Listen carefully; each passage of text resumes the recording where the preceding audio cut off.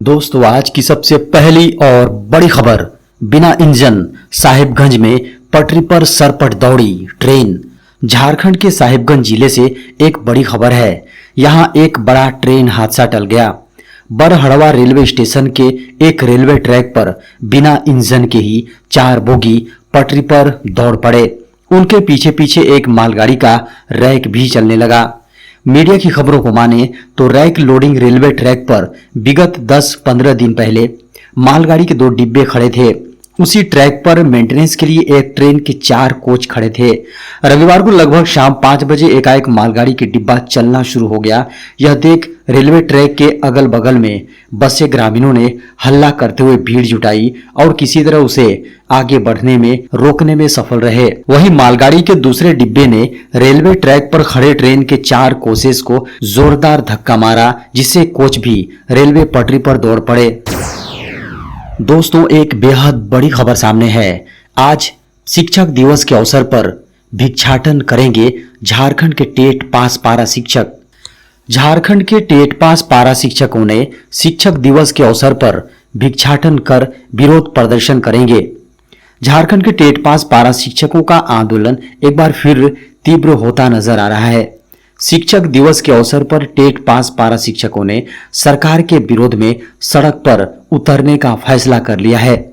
वेतनमान की मांग कर रहे टेट पास पारा शिक्षक सरकार पर वादा खिलाफी का आरोप लगाते हुए इसके विरोध में राजधानी की सड़कों पर शिक्षक दिवस के अवसर पर भिक्षाटन करने का फैसला किया है। टेट सफल सहायक अध्यापकों का मानना है कि एक और अल्पसंख्यक विद्यालयों में बिना झारखंड शिक्षक पात्रता परीक्षा यानी जेटेट के केवल प्रशिक्षण के आधार पर ही सीधे 4200 से 4600 ग्रेड पे बिना किसी परीक्षा के शिक्षक बहाली की गई और विभागीय आदेश को भी प्रतिनिधि मंडल के मिलते ही आनन फानन में बदल दिया गया।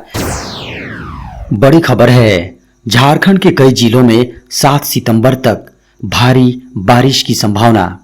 झारखंड में मानसून एक बार फिर एक्टिव होने लगा है। झारखंड में 7 सितंबर तक कई जिलों में गर्जन के साथ हल्के से मध्यम दर्जे की बारिश की संभावना जताई गई है। इसे लेकर येलो अलर्ट भी जारी किया गया है। मौसम विभाग के अनुसार सोमवार के अलावा मंगलवार को आसमान में बादल छाए रहेंगे। झारखंड के अधिकांश जिलों में आसमान में बादल छाए हुए हैं। हल्के से मध्यम दर्जे की बारिश भी हो रही है।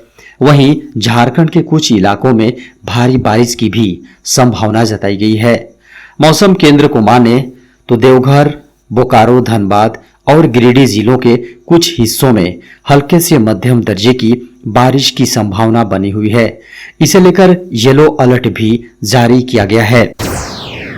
झारखंड में 4 वर्षों बाद होगी अंतर विद्यालय बैंड प्रतियोगिता। कोरोना संक्रमण काल के बाद झारखंड में एक बार फिर से अंतर स्कूल बैंड प्रतियोगिता के आयोजन की तैयारी शुरू हो गई है। लगभग 4 साल बाद राष्ट्रीय स्तर पर भागीदारी के लिए झारखंड में पूरे राज्य स्तर पर इसका आयोजन किया जाएगा। जेईपीसी यानी झारखंड शिक्षा परियोजना परिषद की ओर से प्रतियोगिता के आयोजन की रूपरेखा तैयार कर ली गई है। इसको लेकर जेईपीसी की ओर से झारखंड के सभी जिला शिक्षा पदाधिकारियों को गाइडलाइन भी भेज दी गई है। 2018 में आखिरी बार झारखंड की टीम ने राष्ट्रीय स्तर पर भागीदारी की थी, जिसमें संत अन्ना स्कूल मांडर की बालिका टीम ने पूरे देश में प्रथम स्थान प्राप्त किया था। अंतर स्कूल बैंड प्रतियोगिता के लिए जो गाइडलाइन बनाई गई है उसके अनुसार इसमें भाग लेने वाली टीमों को देशभक्ति गीतों की धुन पर ही प्रस्तुति देनी होगी। एक बड़ी खबर है, अब कैंसर का द एंड करेगा तंबाकू। इलाहाबाद विश्वविद्यालय के पूर्व छात्र सहित विभिन्न देशों के वैज्ञानिकों ने एक शोध निष्कर्ष में दावा किया है कि तंबाकू का पत्ता कैंसर के रूपों से लड़ने की क्षमता रखता है। यह निष्कर्ष एक हैरान करने वाला विरोधाभास के पेश करता है, क्योंकि WHO के अनुसार तंबाकू का उपयोग दुनिया भर में कैंसर से संबंधित सभी मौतों में से 1/4 के लिए जिम्मेदार है और फेफड़ों के कैंसर का प्राथमिक कारण बना हुआ है। यूके में टेलर एंड फ्रांसिस लिमिटेड के प्रकाशन journal of bio molecular structure and dynamics में एयू के पूर्व छात्र भारतीय वैज्ञानिक और शोधकर्ताओं ने उल्लेखनीय खोज प्रकाशित की है। एसबीआई के करोड़ों ग्राहकों के लिए खुशखबरी, अब लेन देन होगा आसान।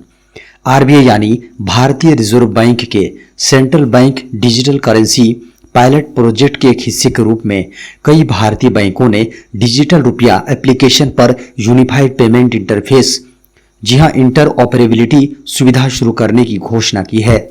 इसका मतलब है कि डिजिटल रुपया ऐप उपयोगकर्ता किराने का सामान और दैनिक खर्चों के भुगतान के लिए किसी भी क्यूआर कोड को स्कैन कर सकते हैं।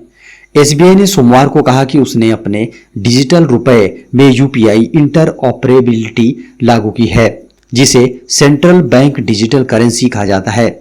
इस कदम के साथ बैंक का लक्ष्य अपने ग्राहकों को अभूतपूर्व सुविधा और पहुंच प्रदान करना है।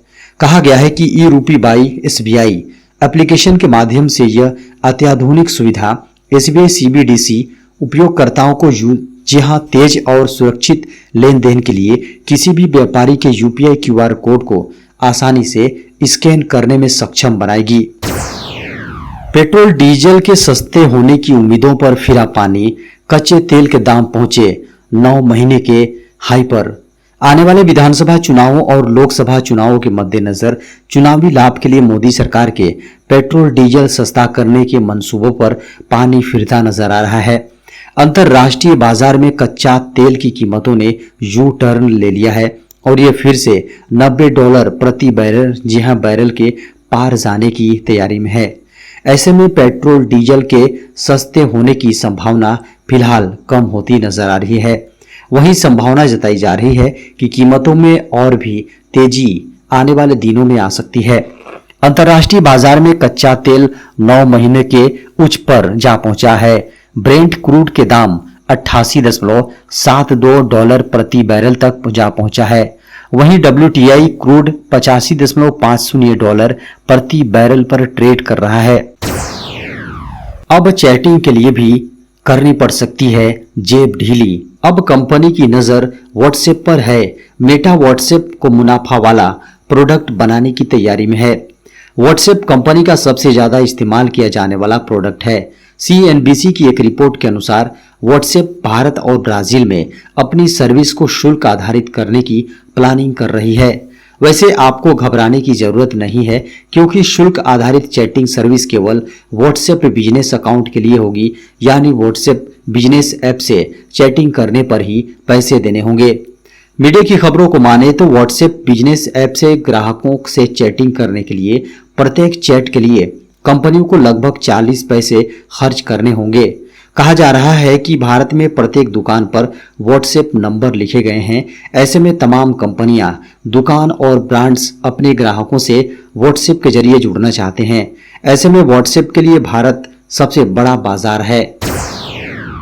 केंद्र सरकार ने दिया सरकारी कर्मचारियों को तोहफा, बढ़ेगी सैलरी, बदला नया नियम। नौकरी पेशा लोगों के लिए एक अच्छी खबर है। इनकम टैक्स की ओर से एक नया नियम लाया गया है, जिसके लागू होने के बाद कर्मचारियों की सैलरी बढ़ जाएगी। आयकर विभाग की ओर से एक नया नियम पेश किया गया है, जिससे नौकरी पेशा लोगों को राहत मिल सकती है। दरअसल इनकम टैक्स ने कंपनी द्वारा अपने कर्मचारियों को दिए जाने वाले रेंट फ्री हाउसिंग नियमों में बदलाव किया है। इस मामले में केंद्रीय प्रत्यक्ष कर बोर्ड की ओर से एक अधिसूचना जारी की गई है। इस नियम के तहत कर्मचारियों की टेक होम सैलरी यानी इन हैंड सैलरी बढ़ जाएगी। नया इनकम टैक्स द्वारा किराया मुक्त आवास से जुड़े नियमों में बदलाव 1 सितंबर से लागू हो गया है। सीबीडीटी के मुताबिक इससे सिर्फ केंद्र या राज्य सरकार के कर्मचारियों को ही नहीं, बल्कि उन अन्य कर्मचारियों को भी लाभ होगा जो कंपनी के स्वामित्व वाले घर में रहते हैं। उनका मूल्यांकन बदल दिया गया है। G20 समिट में विदेशी मेहमानों का स्वागत करेगी AI एंकर। देश की राजधानी दिल्ली में G20 शिखर सम्मेलन को लेकर जबरदस्त तरीके से तैयारी चल रही है। कई नई टेक्नोलॉजी का इस्तेमाल किया जा रहा है। इसी क्रम में G20 समिट में आने वाले विदेशी मेहमानों को AI एंकर अटेंड करेंगे और उनका स्वागत करेंगे। मिनिस्ट्री ऑफ कल्चर की ओर से एक खास प्रदर्शनी लगाई जाएगी, जहां पर मेहमानों का स्वागत AI एंकर करेंगे।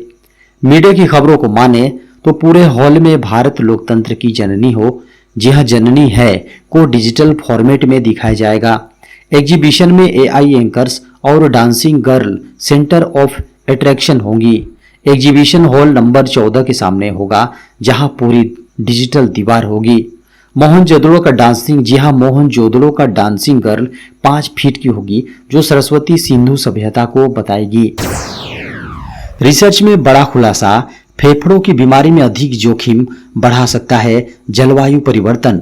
एक रिपोर्ट में यह बात सामने आई है कि अस्थमा और क्रॉनिक ऑब्स्ट्रक्टिव पल्मोनरी डिजीज जैसी फेफड़ों की समस्याओं से पीड़ित बच्चों और वयस्कों को जलवायु परिवर्तन से और अधिक खतरा हो सकता है।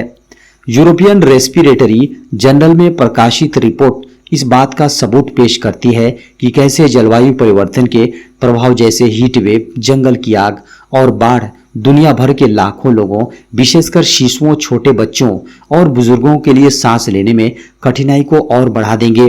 यूरोपीय रेस्पिरेटरी सोसाइटी के पर्यावरण और स्वास्थ्य समिति के अध्यक्ष प्रोफेसर जोराना जोवानोविक एंडरसन ने कहा, जलवायु परिवर्तन हर किसी के स्वास्थ्य को प्रभावित करता है, लेकिन इससे श्वसन रोगी सबसे अधिक असुरक्षित हैं।